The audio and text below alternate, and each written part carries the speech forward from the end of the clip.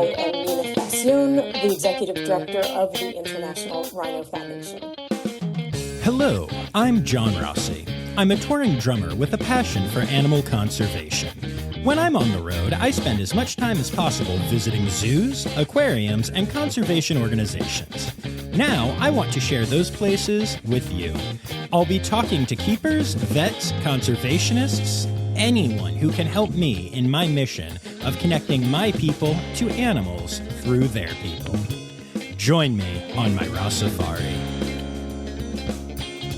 Hi, hello, how are you? Welcome back to a very special Monday episode of the Rossifari podcast. So that's right, y'all. We normally put out our episodes on Tuesday, but we are dropping this one day early because it is May 5th, and that is known for 5-5, keep the five alive. Some people call it Cinco de Rhino, all kinds of different stuff. And it is a day celebrating rhino conservation. And so I wanted to participate in that by dropping an episode with Nina Fascione of the International Rhino Foundation. We are going to talk all about what goes into rhino conservation. We're going to share some cool stories about some individual rhinos. We're going to talk about dogs a little bit because at the end of the day, rhinos are basically just really big tank puppies. And we're also going to talk in some pretty gritty detail about kind of the dark side of the poaching world and maybe give you a deeper view on how intense that gets than you might even realize. Because y'all, poachers are not messing around. And the incredible rangers that are out there saving these rhinos' lives are not messing around either. And that leads to some challenging times for all involved. So I'm very excited to share all of that with you. But before we do, a couple quick reminders. Don't forget to hit subscribe so you don't miss any of these interview episodes or any of my Friday Zoo News episodes. Also, make sure that you are following along on the socials at Rossifari and on TikTok at Rossifari Pod. And also, you can support the podcast for as little as $3 a month by going to patreon.com/Rossifari. So with all of that said, let's get to it. Let's chat rhinos. Today is the day. And so here is my interview with Nina. Enjoy, y'all.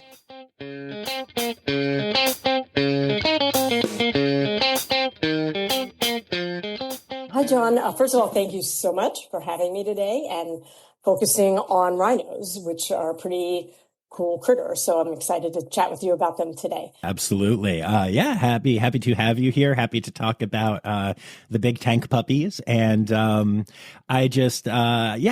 have known about the International Rhino Foundation for, as long as I've known about conservation. Y'all are a very well-respected organization out there. So I'm glad to have y'all on and feature some of what you do. But I'd like to dig into the human first.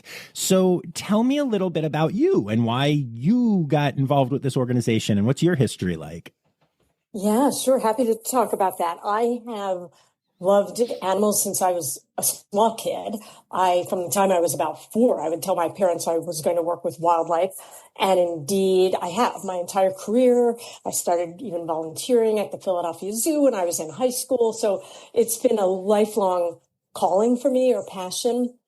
I confess that I'm relatively new to rhinos since I took this job. So I've been with rhinos for about 5 years. But I will say, I'm not sure I've ever gotten quite so fond of a critter as quickly as I have rhinos. They're just amazing. They're ecologically important. They're super cool. They're just magnificent species.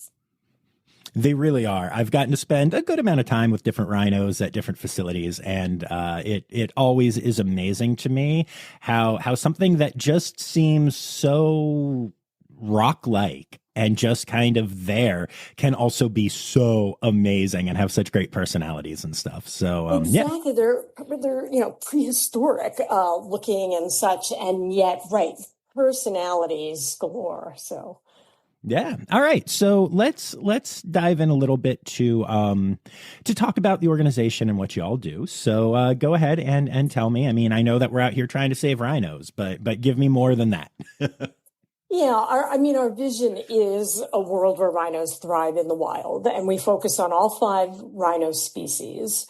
The International Rhino Foundation has 5 overarching pillars or strategies for saving rhinos, and that would be saving rhinos in the wild. So everything from protecting them and demand reduction, trafficking disruption, population management, rhino population management, and so on. We have a pillar of engaging people because you can't do any conservation work unless you're also working with humans and human communities. So we like to connect people around the world, in the US and everywhere, connect them to rhinos for conservation action. We like to focus on community development and capacity building, and to some extent, some advocacy to support and encourage government action. And then our final pillar is protecting habitats, which is all the habitat things: protection, expansion, and restoration. Very cool. Yeah, I think a multifaceted approach to conservation is obviously wildly important. Can you talk a little bit? I love the community aspect, the engaging with the community thing. So can you go a little bit deeper into some of what you're doing, in that area? Sure, absolutely. And frankly, some of the community work, so our pillars aren't silos, right? Right. There's a nice Venn diagram with all of them, and so there's overlap. So frankly, a lot of our habitat work engages communities. Some neat stuff that we do in both Indonesia, in Indonesia, India, and Nepal, where we will hire local community members to do habitat restoration.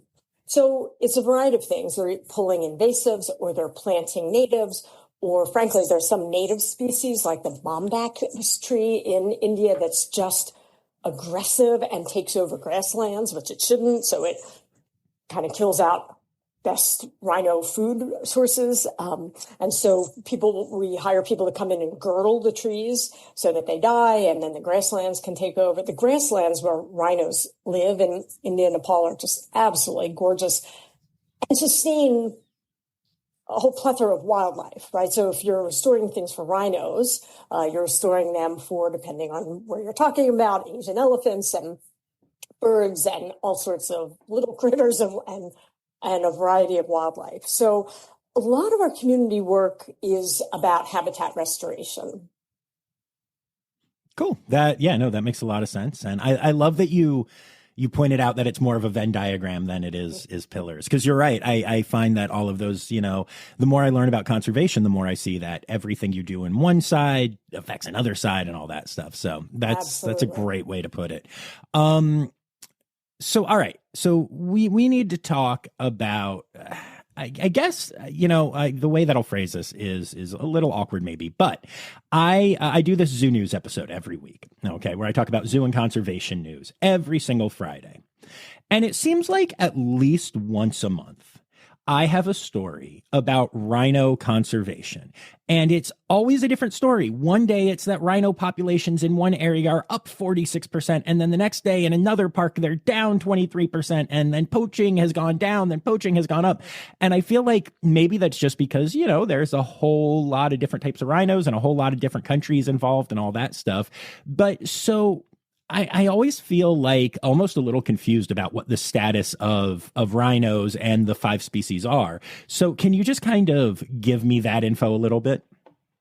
Yeah, absolutely. And I don't at all think that that's an awkward question. I think that's the nature of conservation. It's complex, it's complicated, it's difficult, and there's no straight path. So what you're saying is actually true. So poaching can be down in Kruger National Park in South Africa, and yet up in the neighboring province of KwaZulu-Natal, because poachers will move around. So I think that it's actually helpful for you to point out that it's not cut and dry. I can tell you that out of 5 species of rhinos, populations of 3 of them are successfully increasing. White rhinos in Africa, black rhinos in Africa, and the greater one-horned rhino in India and Nepal two species continue to struggle very much, the Javan and Sumatran rhinos in Indonesia, where their populations are unknown. And by the way, it's very difficult to have exact numbers of rhinos. It's difficult to count rhinos. It can be expensive, so countries don't do it every single year. Some countries do it every couple of years. And there are political reasons why countries may or may not give accurate rhino populations. They may not want to share healthy rhino population numbers because that's advertising to the poachers that they have healthy rhino populations. They may not want to share low population numbers because that's kind of a global embarrassment. So you need to actually take all rhino numbers with a grain of salt. But the International Rhino Foundation, puts out a report every September 22nd on World Rhino Day about the latest population numbers and trends and poaching numbers and trends. And so we do know that the trends are up and the numbers that are reported are up. We should be getting from all the rhino range countries this year updated numbers. There's a big IUCN meeting in 2025, and all the countries need to report into that. So we will get updated numbers this year.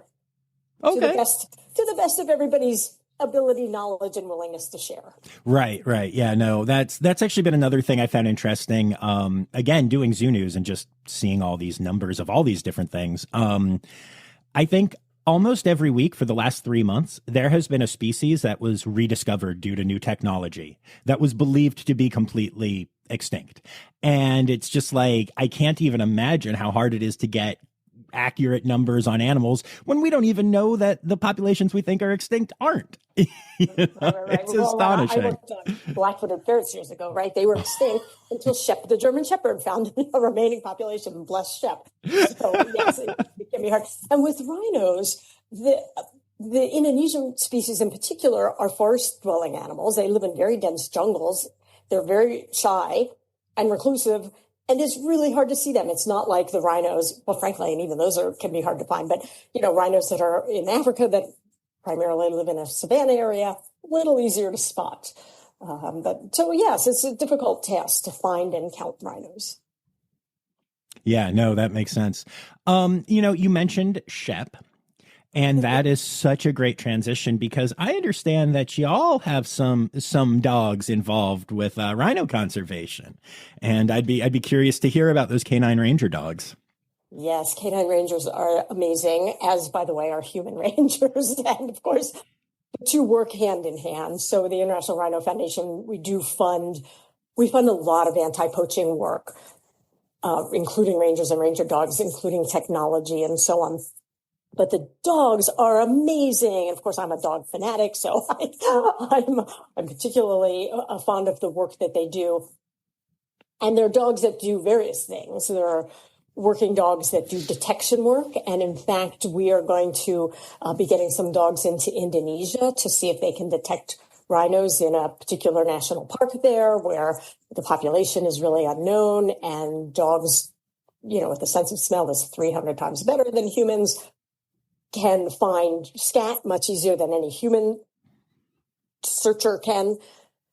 And then there are dogs that do protection work of all sorts. There are hound dogs that are used in actually going after and tracking down poachers. There are dogs that track scents. And so there are a great number of dogs that do rhino conservation work. And we are extremely grateful to them and their human handlers and partners. And of course, they all work on their paycheck or their reward is somebody throwing a ball to them. These are all dogs that are obsessed with play. These are high energy, driven, hardworking dogs that really do actually like their work. And so we are fond of those animals. Yeah, that is very cool. So with the 5 different species of rhinos, can you talk a little bit about their differences and similarities? Yeah, they range in size a little bit. And I already mentioned, so with the 2 smallest species being the Sumatran and the Javan rhinos in Indonesia, which are jungle dwelling or forest dwelling. And I did mention that they do have different ecosystems in which they inhabit. So those are much more forest dwelling than the ones, the greater one-horned rhino, which tend to be grassland species, and the ones, the black and white rhinos in Africa that live in savannas. So they do have different habitat types, different sizes. But one thing I will say that they all have in common is that they can all be considered umbrella species, which, and I know you know this definition, but if you're protecting the rhino, you're protecting a lot of other species that inhabit the same ecosystem. And so they are all vitally important to their ecosystems. They can also be called the term keystone species, where if you remove a rhino from their habitat, it has a very great impact on the ecosystem and the other species, all the biodiversity in that ecosystem. So they are a large herbivore that eat plants and spread seeds, both through their poop and through, frankly, having seeds stick to their hair and skin and fall off. So they're helpful for forest regeneration. So they are a very ecologically important taxon. Yeah, no, absolutely. And I feel like they are, in a lot of ways, almost like the face of conservation. Like when people think of animals that need to be saved now, like rhinos are at the top of the list, you know? And can you talk a little bit about the threats facing them and maybe some of the frustrations that we have with those threats? Sure. And I hope you're right. I hope they are at the very top of that list of animals getting attention. Like other species, they have to contend with habitat loss and fragmentation. We're worried about increasing risks from climate change. But far and away, the greatest threat to all 5 rhino species has been and continues to be poaching. And the desire for rhino horn, which has no proven scientific medical value at all, has a pretty great perceived value for either medicine or as a status symbol. And to this day, I mean, there's just incredibly active poaching done by global criminal syndicates for this, again, perceived but valuable commodity. And when you talk about the crime syndicates, I feel like so many people think that when they hear about, you know, rhino poaching or any poaching or anything like that, they think of it as like, I don't know, some dude going out with a knife and a gun and like, you know, trying to just kill an animal. But it's so much deeper than that. How can you explain to my listeners like what this is like and how big of an industry this is? Yeah, absolutely. And it's a great question because it's huge. So I use the term global criminal syndicates because that is indeed what they are. They may have people on the ground who are local community members or even, sadly, rangers that will act as informants by telling these criminals where rhinos are. But the crime, gangs are organized, structured criminals who, frankly, in many cases are the same people that are running drugs and running guns and doing all sorts of other illegal things. They are global, they are wealthy, they can afford to sometimes have lawyers and judges in their back pocket, so they have at times avoided significant jail sentences. That is changing, I'm happy to say. But these are powerful people. And it's always almost like this arms race between the poaching syndicates and rangers and those of us trying to protect rhinos in terms of escalation of technology and tactics for poaching and anti-poaching.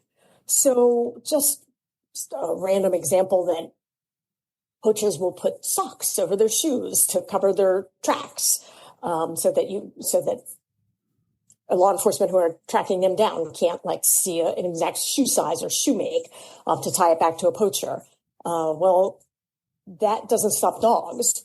They can still smell them, which is another reason dogs are so great. But so, recently I've heard of other measures they're taking to cover their feet with brush and try to hide their scent, which can even throw off the dog. So it's constant escalation of tactics and staying one step ahead of them. I will say the International Rhino Foundation also funds a great deal of technology for anti-poaching, and it's pretty incredible stuff. Everything from license plate recognition, which can identify a vehicle that's known, or associated with a known poaching entity, and therefore can send out early alerts as the vehicle's approaching a national park. So things like that, to things like drones, to these really high-tech AI-enabled ankle collars that they put on rhinos that can learn a rhino's individual behavior and then send messages if the rhino's behaving abnormally to rangers that are in an operations room, and so that they can tell instantly that something's wrong and they can get out there quickly and have a much better chance of preventing poaching. So technology may be what saves us, but it's pricey, and you always have to keep one step ahead. Wow, that's really amazing tech, though. That's really cool. I dig that. One of the things that I know has been a little controversial lately is the idea of dehorning. And I'm curious if y'all have a stance on that, and if so, what it is and what you're seeing, because I'm also hearing now that some poachers are now targeting dehorned rhinos just partially to, I guess, get whatever is still there, and partially just to be like, well, if you dehorn a rhino, we're going to kill it just to spite you. So it sounds like that's just another level of that escalation. But if you could talk about that more, I'd appreciate it. Yeah, sure. And you're absolutely right on that as well. Dehorning is a little bit, but not a whole lot, controversial, right? Some parks don't like to do it because they're tourists, like to come and take photos of rhinos with horns. That would be one reason. There are studies that have been mixed, some studies that indicate there may have a little bit of a negative impact on behavior, other studies that really imply it's not that much. International Rhino Foundation does support dehorning, and in fact, we even have funded it at several of our partner reserves, because frankly, a rhino without a horn and a live rhino without a horn is better than a dead rhino without a horn. And many of our partners in Africa swear by dehorning. Now, we are adamant that it still needs to be accompanied by protection measures, because if you think of it from a poacher's point of view, it's all about the return on investment. If there's not a great risk for killing a rhino and dehorning a rhino, you're going to do it. Even as you just pointed out, when you dehorn a rhino, first of all, it grows back. It's kind of like cutting your nails, and it grows back in a couple of years. And you also can't cut it off right down to the skin. So there is a little bit of horn left after they dehorn. And even that little bit of horn can be valuable to a poacher. So if there's no risk, they will still kill a rhino that's been dehorned. And as you say, partly in your face type of reaction as well, but also because if they can get a little bit of horn with no risk, it's worth it. So that's why even programs that dehorn must have strong protections, so that at that point, you're hoping the poachers say, oh gosh, it's not worth it. The rhinos don't have big horns. It's not going to be a lot of money for us, and the risk is too great. And that all needs to be accompanied also by really strong legal system, so that they also are facing the threat of significant jail time. And by the way, sorry, one other thing I'll mention is that we were talking about how amazing canine rangers and human rangers are. It's a very lethal career. I mean, rangers get killed, poachers get killed. This is a career where, weaponry is involved on both sides, and it is dangerous. So you want it to be much more dangerous to the poachers than it's worth. And is that a thing? And again, I know we're talking about multiple countries and stuff, but like you say, weapons are involved. If you're a ranger and you're out there protecting a rhino, are you legally allowed to shoot a poacher? Like, or do we go out and kill these people, intentionally? And by the way, that's fine. They're criminals and trying to do a thing. I'm not at all trying to say that's an issue. I'm just curious about the legalities of it. Is this like a cop who can shoot to kill if they need to? Great question. And it does, of course, vary by country. One of the things that we do is provide training for rangers in, frankly, all the countries where we work so that they know their rights. There needs to be a risk. They need to be fighting in self-defense. And there are, of course, standard operating procedures and protocols that they must follow.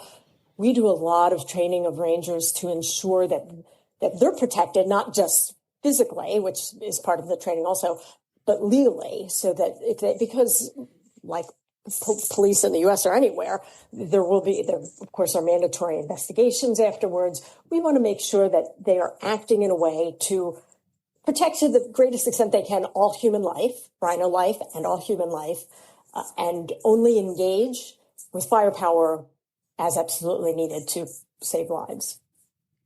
That makes sense.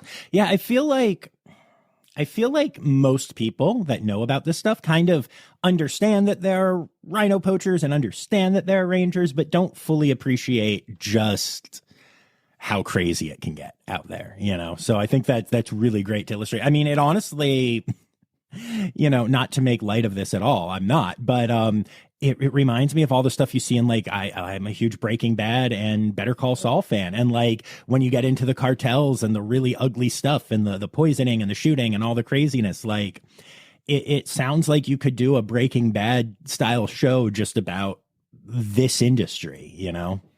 Yeah, well, Breaking Bad, one of the best shows ever. Yes. And you're right that it is at that caliber. I think that's fascinating. It's fascinating that it's over. I get so frustrated, and I'm sure that I'm not the only one here. The fact that this just doesn't, it's not, at least when you're talking about Breaking Bad, look, meth might be really, really horrible for you, but it at least has an effect on you. You know what I mean? It will at least get you high, whatever. But like, rhino horn doesn't. It's fingernails. It's right. It's fingernails. It's keratin. Yeah. Some substances are hair and nails. It drives me so batty that people think, you know, and have this belief that it will be magical or heal them or make them more sexually potent or whatever. And it's just fake. And, you know, we live in a world with so much kind of anti-science bias going on right now. And I feel like you look at the rhino situation and you could see how just other things heading that way are not, it's not great. It's not great. There's a very recent paper. One of our International Rhino Foundation board members was involved with the research that came out very recently within the past year, really breaking down all the compounds in rhino horn and verifying that there is absolutely not enough of any one substance to do anything health-wise for people. And in fact, that there are some risks associated with it. Yeah, I would imagine so. You know, don't snort rhino horns, guys. That's my advice. That's my official advice. I support that advice. So, you know, another thing that I think is so fascinating about the rhino conservation in particular is that more than a lot of the animals that I've seen when I've talked to various conservation organizations, I'm involved with conservation work with penguins and tree kangaroos and red pandas and these different animals that are awesome and that need help, but they don't have like sanctuaries. But Africa has lots of sanctuaries and these huge areas of land that are protected where rhinos can live and stuff. What impact does that have on both the conservation side of things, but also like, does that also kind of make it easier for poachers because they know where to look? And like what percentage, if we have that kind of number, again, I know the populations are weird, but like what percentage of rhinos out there are in protected lands? Yeah, that's an interesting question. And I will first point out again that, you know, as you're protecting these lands for rhinos and the other kind of mega fauna, it does help to protect many of the smaller things. not the ones you mentioned, not penguins. There aren't any penguins in the African savanna? What? But in general, a whole host of other wildlife. And there's no wild left anymore, in my opinion. There's no wild. So it's not just rhinos, right? Everything is kept in just large, often fenced, not always, but often fenced, basically zoos, whether you're talking about Africa or elsewhere. I mean, gosh, when you talk about India and the greater one-horned rhino, Kaziranga National Park, which is just such a gem of a national park, but it's surrounded by a sea of humanity. And so, sadly, with the way the world is, with the human population that we have, this is probably the only way that we're really going to preserve species moving forward in these giant parks. And we just have to ensure that they are large enough to support the whole array of species needs for migration and different seasonal things. I mean, frankly, back to India with the monsoons, the animals actually do need to move throughout the year when the monsoons come to get to higher ground. So India's experimented with building kind of artificial but very necessary hills for rhinos to literally move up and out. They're very good swimmers, those greater one-horned rhinos. And at the same time, they need to get away from heavy monsoon floods. So in my opinion, nature doesn't exist the way it used to. It all requires some kind of intervention and management. That makes a lot of sense. That is something that I wish more people understood, because I think a whole lot of the anti-zoo movement and that kind of thing is based on this notion that all animals should just be out in the pristine, beautiful wild, because we all watched a bunch of documentaries back in the day that only highlighted the really pretty stuff. And that's not what nature is. And I wish that more people could come to understand that, because we know, you hear about, the great apes that are protected by like the Diane Fossey organization, and they're doing great, except now human doctors have to keep coming in and treating them for human diseases, because right up to the borders, humanity has now come in. So even though they are in a protected area, the germs don't know that, and they cross over. And just you hear all these stories because, there is no, or very little true wild anymore, you know? And, that's hard to believe when you're in frankly, a beautiful Yellowstone National Park or Masai Mara in Kenya. And so luckily, governments have saved very large parcels of land, and let's try to hang on to them.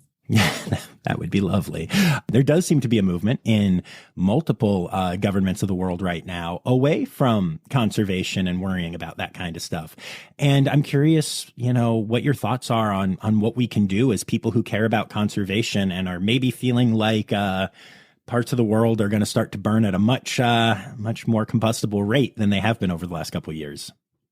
Yeah, so many different kinds of answers to that question. First of all, I hope people remember the interconnectedness of all of us. So there goes nature, there goes us.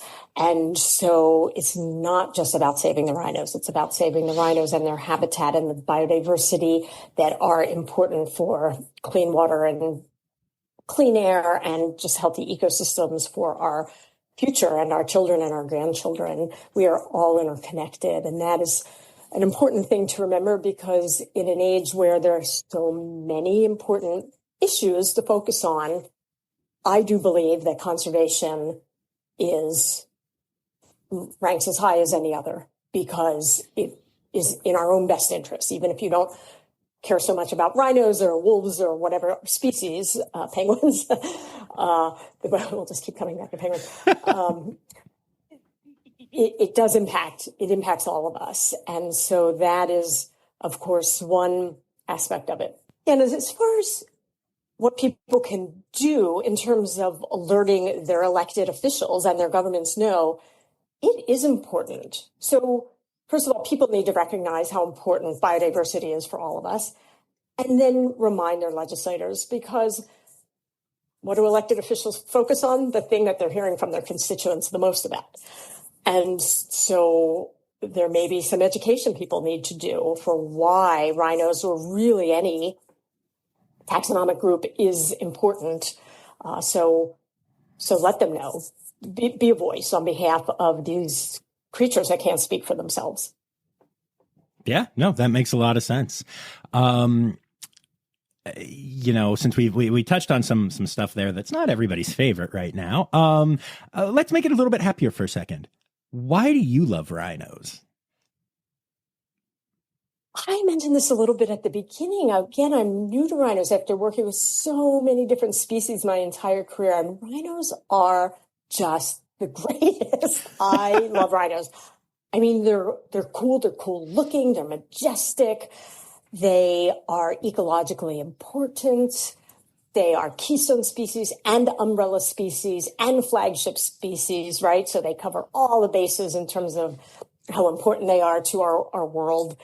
And then for those of us who are lucky enough to have gotten to meet individual rhinos, they're like 5,000 pound St. Bernards. I mean, they, because you work with zoos, you can pet a white rhino in the zoo and it will lie down to have its, stomach scratched. And you can take a heavy brush and brush off the mud that's caked on them, and they love it.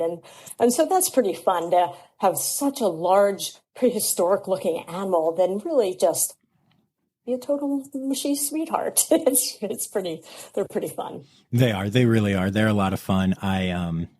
I've had the privilege of hanging out with some juvenile rhinos and watching them just get the zoomies. And before I saw rhino zoomies, did not know that rhinos could get zoomies. They get zoomies. It's amazing. Yes. Okay. All your listeners need to now go Google rhino zoomies because You're right. It is amazing.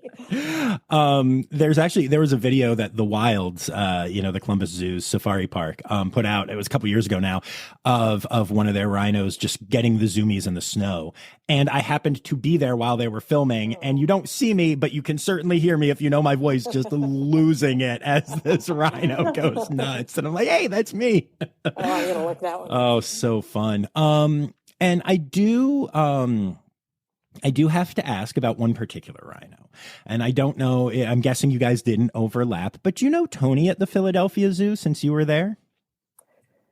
No, Tony, the rhino at the Philadelphia Zoo, I worked there many, many years ago. So no, I don't recall Tony. Okay. So the reason that I ask, and when we talk about the individual personalities of rhinos and how sweet and silly they can be and everything, I feel like this is just the epitome of that. So, Tony is a rhino, and he's an adult male rhino. So big and tank-like and all the things that rhinos are. And Tony's trainers have worked very well with Tony, and Tony has a great recall and everything. And at the end of the night, when it's time to go in, he goes right in. Unless a small bird ever gets in front of him.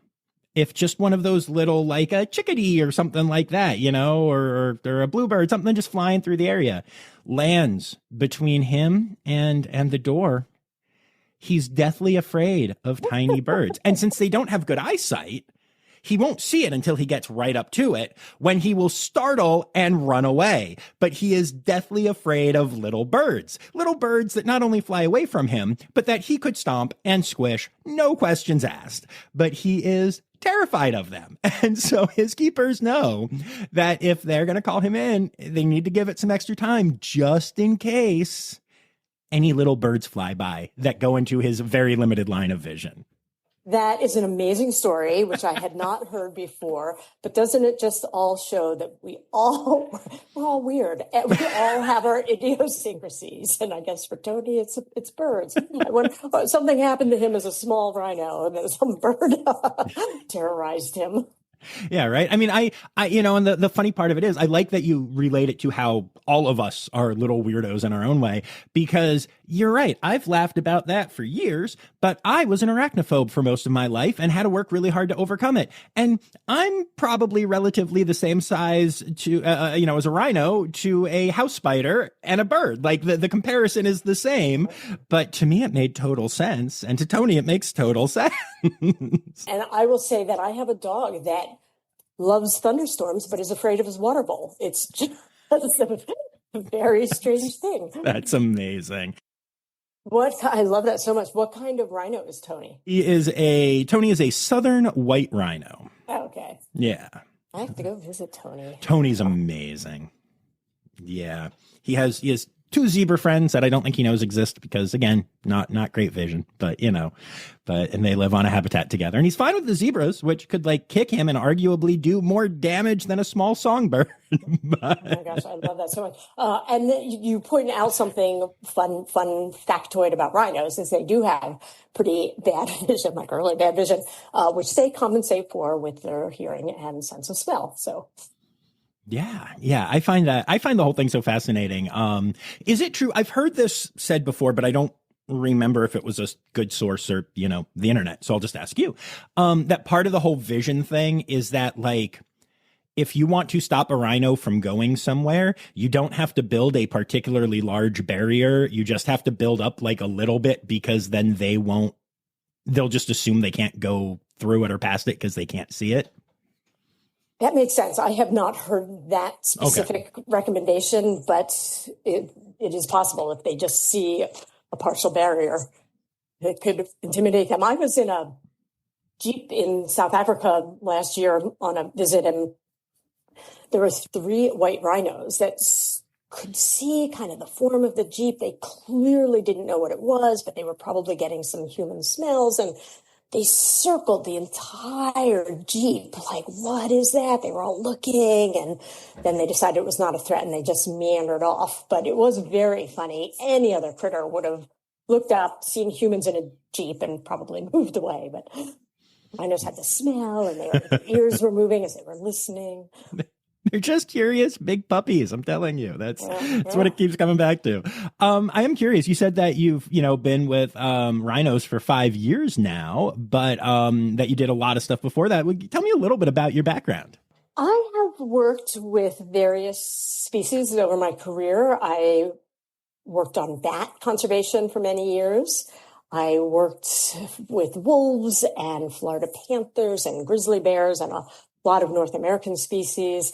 I still am on the board of a group called the Wassa Lions in northern Kenya, so focus on lions in Africa. So I have been very fortunate to work with a lot of wonderful, important conservation programs. That's really cool. What brought you to International Rhino Foundation?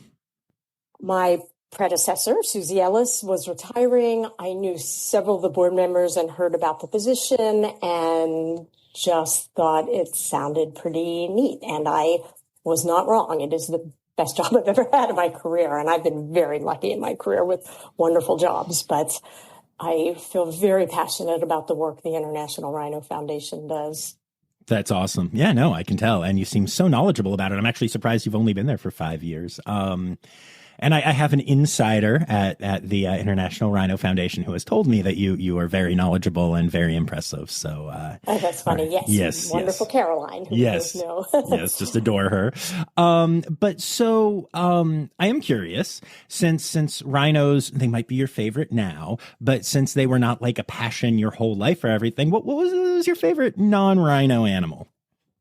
Okay, that's funny. That's a question my daughter asks me regularly. And by the way, my daughter's in her 20s. She's not a little kid. And she always says, I know you're not allowed to have a favorite, but really, which is your favorite rhino species? And I tend to say whichever one I've been around most recently because they are all amazing. But I will confess that I have long been a big fan of large carnivores, lions and wolves and large cats and so on. So I'm definitely a carnivore gal at heart.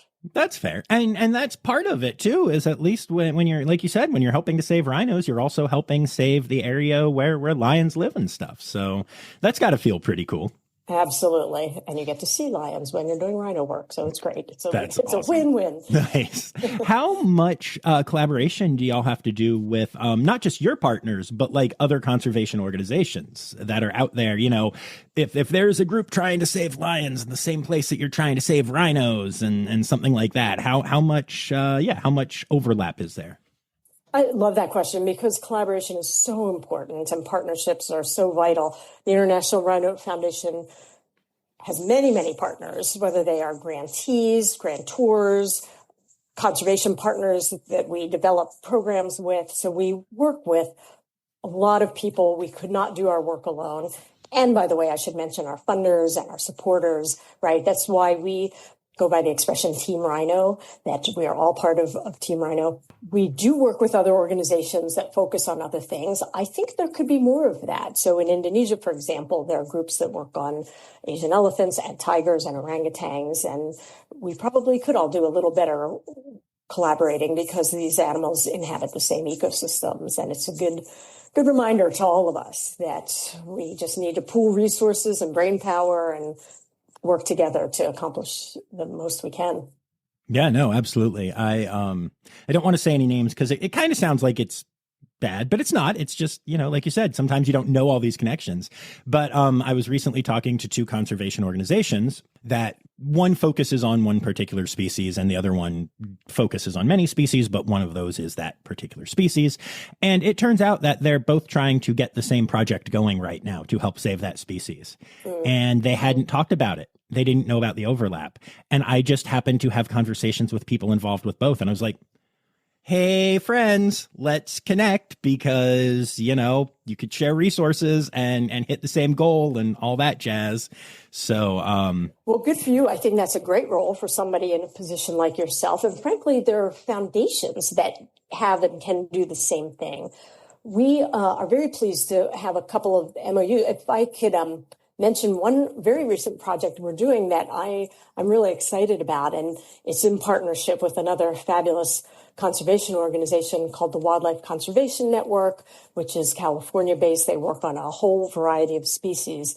And our two organizations are partnering on a rhino leadership training program. We literally just received applications from 21 early career rhino conservationists from 8 different countries, all rhino range states, and we only get to pick 6, unfortunately. That's the hardest part, but we will have 6 people in this rhino cohort where for several years they will receive training and some funding and peer networking and mentoring and a lot of capacity to help them build their careers in rhino conservation. And so I'm excited about the program. We'll be announcing the people who we have chosen in the next week or two, about 2 weeks from now.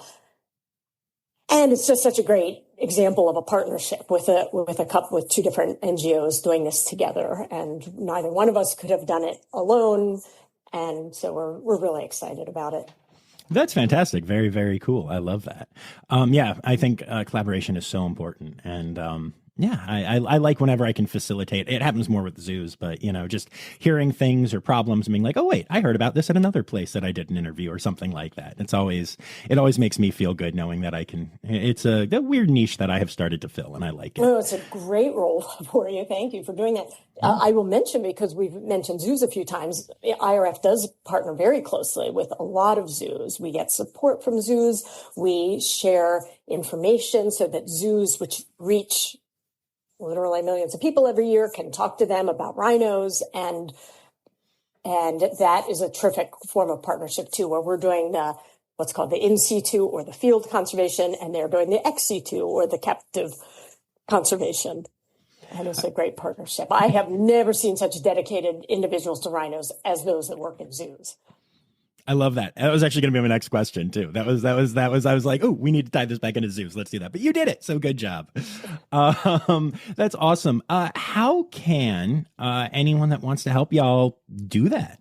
Love this question. Thank you. We always say that learning about rhinos and then sharing information about rhinos is the number one thing people can do, because you said early in our conversation about how people love rhinos, and that is true. It's probably a small segment of the population that really knows much about rhinos. And so please visit our website, rhinos.org, and learn all you can about rhinos and share that. I always joke that I actually am a little introverted, but ever since I've had this job, I don't have any problems at a party. I go in and I say, I work with the rhinos, and people are like, what? And then I can talk all night about rhinos. It's great. So fellow introverts, learn about rhinos. It'll be great party fodder. So yes, do learn. There are also all sorts of ways you can support and contribute. You can host a fundraiser. You can donate through a variety of mechanisms. You can leave us in your will. You can make outright donations. You can host a fundraiser. So there are ways to support financially. And then we mentioned earlier in the call, letting elected officials know how important biodiversity is in general, whether that's, your own nature reserve that you live near, letting your local elected officials know about that, or whether it's a global issue like rhino conservation. It is important for governments and officials to know that people care about these things. Absolutely, it is. Now, I think you guys cheat a little bit, and I love that you do, because, most animals get one day, but y'all have 2 days every year, you cheaters.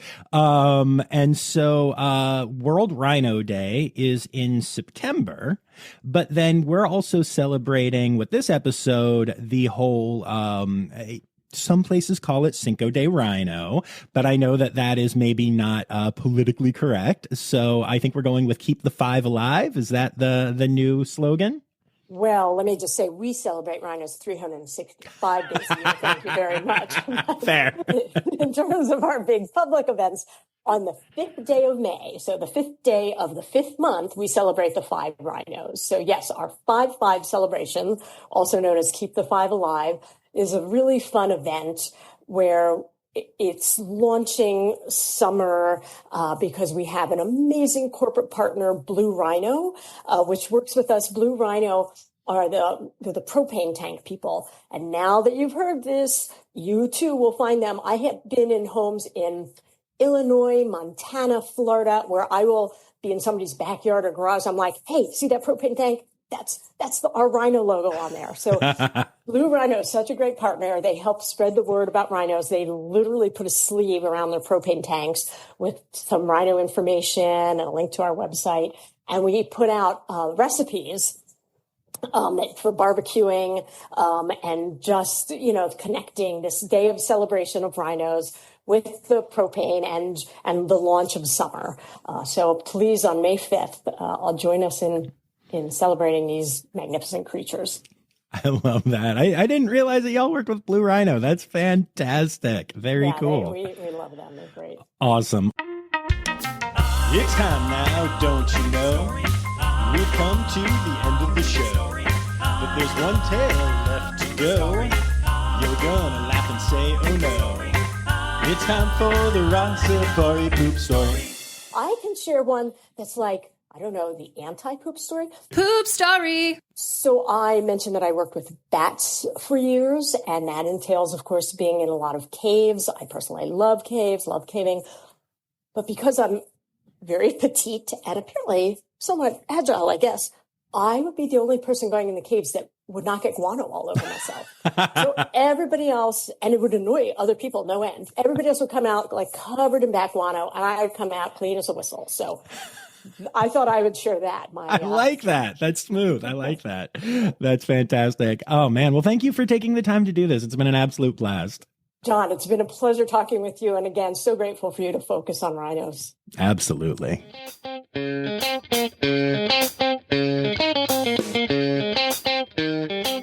All right, so there you have it, an episode dedicated to my favorite tank puppies. I think it's so fascinating how many facets of conservation there are and how much goes into trying to save rhinos and just this whole battle for rhinos and the same thing for pangolins and stuff that's just all based on a fictional belief that, these parts of these animals can provide magic when they can't. It's like, I don't know. It's crazy to me. It's like if people were saying, "Oh yeah, I'm a poacher because a dragon told me to." It's just fiction, and it drives me crazy. But I am so grateful for all of the people in rhino conservation and for the International Rhino Foundation and the work they're doing, and of course for all of the human and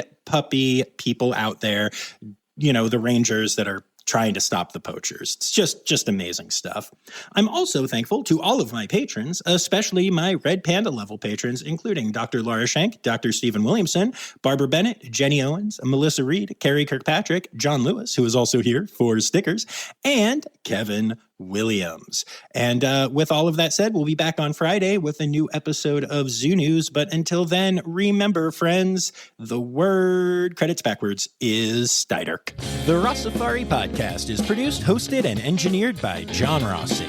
Editing and fact-checking by John and Dr. Zoe Rossi. Our theme song is Sevens by Nathan Burke, performed by Nathan and John. Interrupting John theme and additional voices by Taylor Isaac Gray. You can reach John directly on Instagram and Facebook at Rossifari or by email at rossifaripod@gmail.com. Rossifari is part of the Daydreamer Media Network. Now, stop listening to me and go visit a zoo.